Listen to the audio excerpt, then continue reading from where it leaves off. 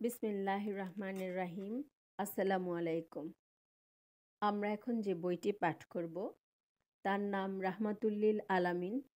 বইটি লিখেছেন আল্লামা কাজী মোহাম্মদ সুলাইমান মানসুর পুরী। বইটি বাংলায় অনুবাদ করেছেন ডক্টর মুহাম্মদ মুজিবুর রহমান। প্রিয় শ্রোতা, আগের পর্বগুলিতে আমরা জেনেছি হিজরতের কারণ, হিজরতের পরিবেশ, সেই কঠিনতম পরিস্থিতি। আজকে আমরা হিজরতের কাঠিন্য নিয়ে পড়ব।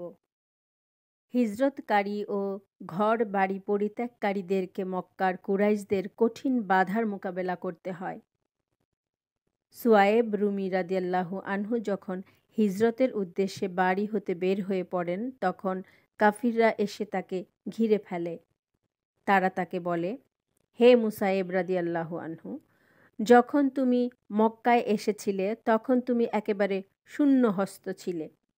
এখানে অবস্থান করে তুমি বহু অর্থ জমা করে ফেলেছ। আজ তুমি এখান থেকে চলে যাচ্ছ এবং যাচ্ছ যে সমস্ত ধন দৌলত সাথে নিয়ে যাবে। এটা কখনো হতে পারে না।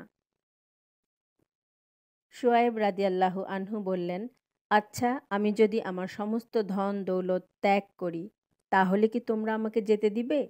কুরাইশরা বলল, হ্যাঁ, তাহলে যেতে পারো।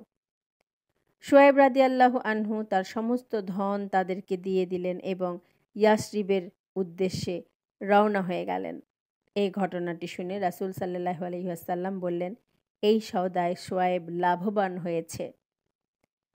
উম্মে সালমা রাদিয়াল্লাহু আনহু বলেন, আমার স্বামী আবু সালমা রাদিয়াল্লাহু আনহু হিজরতের ইচ্ছা করেন। আমাকে তিনি উটের পিঠে চড়িয়ে নেন। আমার কোলে আমার শিশু সালমা ছিল। আমরা যখন যাত্রা শুরু করলাম তখন বানু মুগিরা এসে আবু সালমা রাদিয়াল্লাহু আনহুকে ঘিরে ফিরল এবং বলল, তুমি যেতে পারো, কিন্তু আমাদের কন্যাকে নিয়ে যেতে পারবে না। অতঃপর বানু আব্দিল আসাদও এসে গেল। তারা আবু সালমাকে বলল, তুমি যেতে পারো, কিন্তু আমাদের গোত্রের শিশুকে নিয়ে যেতে পারবে না। মোট কথা, তারা আবু সালমার রাদিয়াল্লাহু আনহু উটের লাগাম ধরে উটকে বসিয়ে রাখল। বানু আব্দিল আসাদ তো শিশুকে মাতার কোল হতে ছিনিয়ে নিয়ে গেল, আর বানু মুগিরা উম্মে সালমাকে নিয়ে আসলো। আবু সালমা রাদিয়াল্লাহু আনহু, যিনি দিনের জন্য হিজরত করা ফরজ মনে করেছিলেন, স্ত্রী ও শিশু ছাড়াই রওনা হয়ে গেলেন। উম্মে সালমা রাদিয়াল্লাহু আনহুকে যে জায়গা থেকে শিশু ও স্বামী হতে পৃথক করা হয়েছিল সেখানে তিনি প্রত্যহ সকাল সন্ধ্যায় গমন করতেন এবং কিছুক্ষণ কান্নাকাটি করে ফিরে আসতেন। দীর্ঘ 1 বছর এভাবে কাঁদতে কাঁদতে কেটে যায়।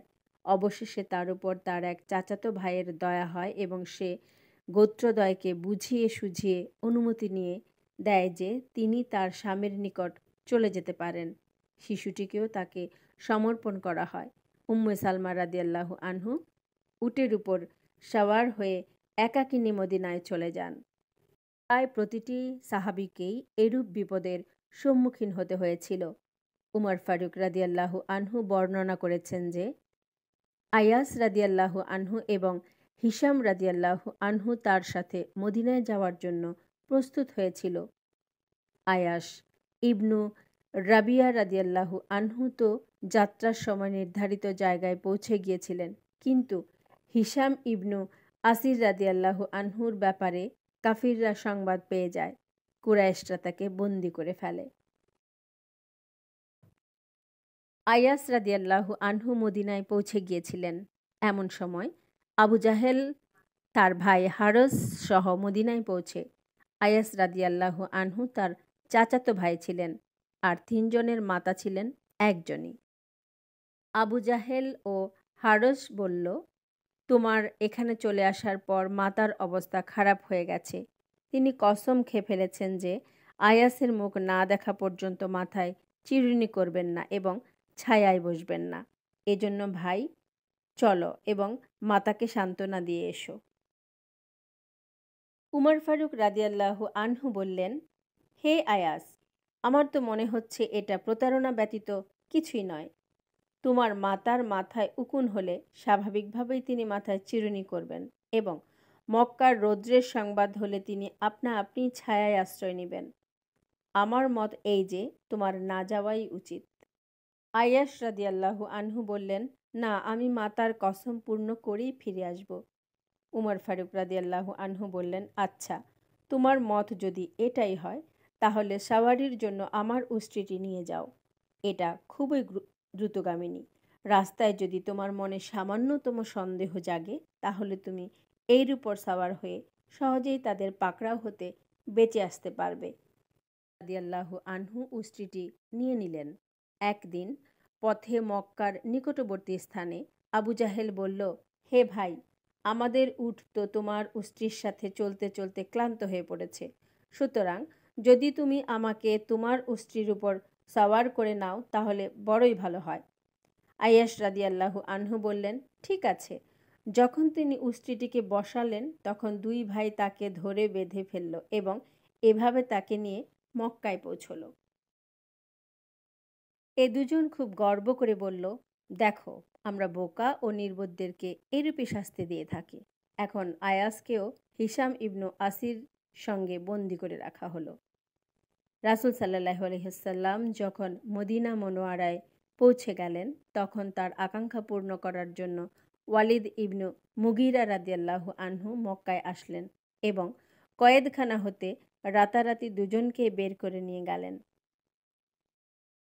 এ তিনটি ঘটনা দ্বারা আমরা খুব সহজেই জানতে সক্ষম হয়েছি যে হিজরতের সময়ও মুসলিমদেরকে কিরূপ বিপদ ও কষ্টের সম্মুখীন হতে হয়েছিল।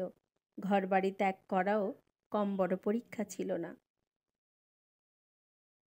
আমরা সেই নবীজির সাল্লাল্লাহু আলাইহি ওয়াসাল্লামের জন্ম থেকে শুরু করে হিজরত অবধি দেখতে পাচ্ছি কত কষ্ট করে, কত মানুষ রক্ত ঝরিয়ে, কত কিছু ত্যাগ স্বীকার করে আমাদের আজকের এই ইসলাম, যার একটা পূর্ণাঙ্গ রূপ আমরা পেয়েছি। প্রিয় শ্রোতা, আপনাদের যদি আমার পাঠ ভালো লেগে থাকে এবং রাসূলুল্লাহ সাল্লাল্লাহু আলাইহি সাল্লামের জীবনের পরবর্তী ঘটনাগুলি জানতে চান তাহলে অবশ্যই আমার চ্যানেলটাকে সাবস্ক্রাইব করে আমার পাশে থাকবেন। সবাইকে অসংখ্য ধন্যবাদ। আসসালামু আলাইকুম।